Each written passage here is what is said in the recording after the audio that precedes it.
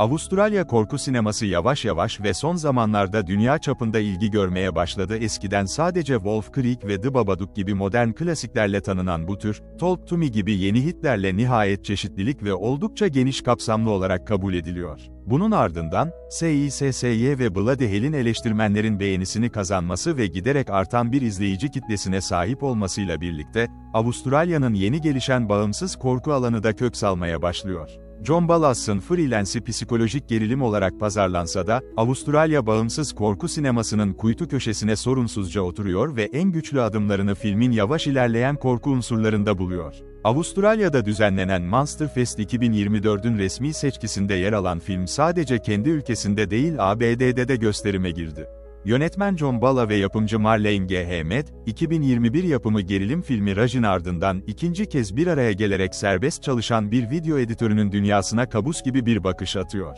Balazs'ın abartısız yönetmenliği ve Michael Gerbino'nun gözünü budaktan sakınmayan senaryosuyla Freelance, bağımsız çalışmanın kontrolden kontrole gerçekliğini ve bunun yol açtığı bedelleri ele alırken, bunu snuff filmlerin dünyası üzerinden dramatize ediyor. Avustralya sinemasının psikolojik, karanlık web korku alanına girme konusunda tam da ihtiyacı olan şey.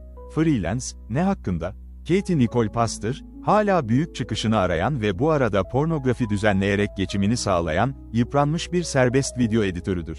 Buna rağmen beş parasızdır, Melbourne'luların zorunlu bağımlılığı olan pahalı yerel kafe kahvesini finanse edememekte ve kalitesiz ev sahibine kira ödeyememektedir. Bunun yerine, kafeinli iksir için baristaya Hannah Brook borç verir ve arkadaşlarından bedava yemek alır, aynı alanda çalışan Kevin Jordan Fraser Trumbull ve onun erkek arkadaşı olduğuna inanan Guy Steven DeGenero. Katie paraya fazlasıyla muhtaçtır, bu yüzden bilinmeyen bir göndericiden kazançlı bir video düzenleme işiyle ilgili bir mesaj aldığında, daha iyi bir iş bulana kadar isteksizce kabul etmek zorunda kalır. Söz konusu görüntüler, sonunda cinayete yol açan bir dizi şiddet eylemidir ve Katie'nin görevi, sanki korkunç eylemler yeterli değilmiş gibi, farklı açıları bir araya getirmek ve, korkutucu, hale getirmek için biraz müzik eklemektir.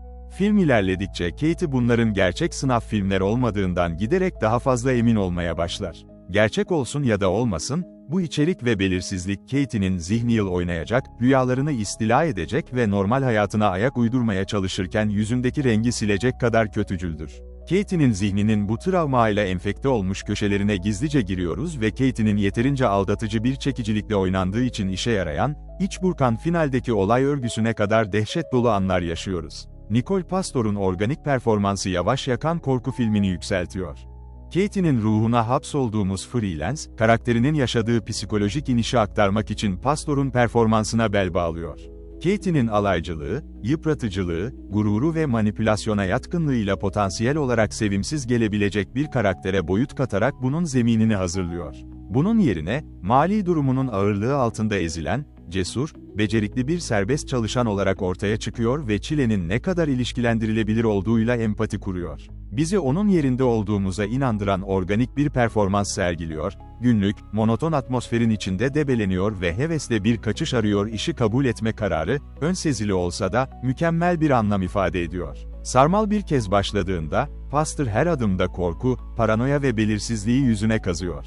Kamera sık sık yüzündeyken, özellikle de bilgisayar ekranının ışıltısıyla aydınlanırken, saklanacak hiçbir yeri yoktur ve saklanmak zorunda da değildir. Bu, Jamin çiğliğini anımsatıyor, her ikisi de aşırı savunmasız kahramanları aracılığıyla dayanılmaz bir yoğunluk yaratan düşük bütçeli korkular. Katie'nin kötüleşen durumu, Freelance'in yavaş ilerleyen dehşetinin merkezinde yer alırken, ürkütücülük ve gerilim havada asılı kalıyor ve birbirini izleyen her kabus ve halüsinasyonla doruğa ulaşıyor. Kai Chen Lim'in ürpertici müziği bu sahnelerin her birini birbirine bağlıyor ve bir sonraki bölümü ya da görüntüleri beklerken Katie'nin zihninde uğuldayan amansız endişenin akustik tezahürünü oluşturuyor. Yardımcı oyuncuların performansları da Katie'nin kişisel cehennemini büyütüyor, Hannah Brook baristaya, onu kolay bir hedef haline getiren kuşkucu bir naiflik veriyor, DeGenero, acıyıp acımayacağınızı bilemediğiniz, bilgisiz ve bencil, erkek arkadaşı, oynuyor, Fraser Trumbull'ın Kevin'i ise gerçek, ilgili bir arkadaş.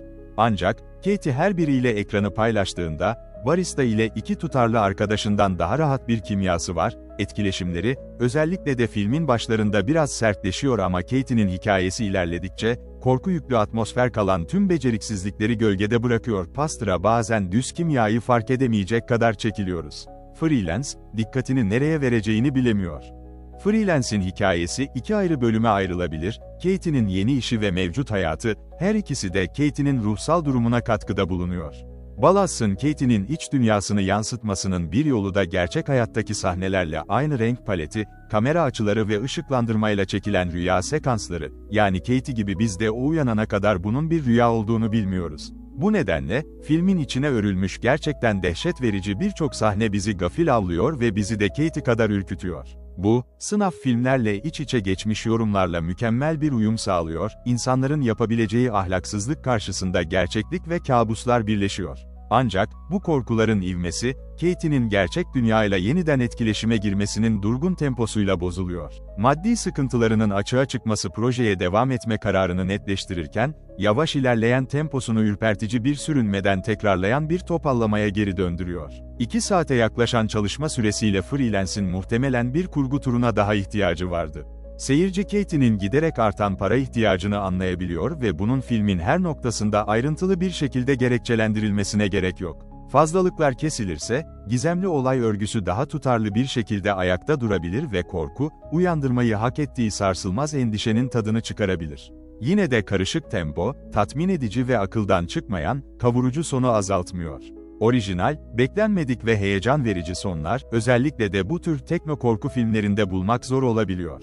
Freelance bize film boyunca süregelen gerilimin ürkütücü bir karşılığını verirken, aynı zamanda birbirinden ayrı görünen zahmetli serbest çalışma ve insan vahşeti temalarını da harmanlıyor. Umarım Freelance, Avustralya bağımsız korku sinemasında gizli bir cevherden daha fazlası olur, özellikle de sınaf film fikrini beklemediğiniz bir şekilde ele aldığı için. Freelance şu anda VOD'da mevcut. Emre Kutlu Freelance'e 10 üzerinden 7 veriyor.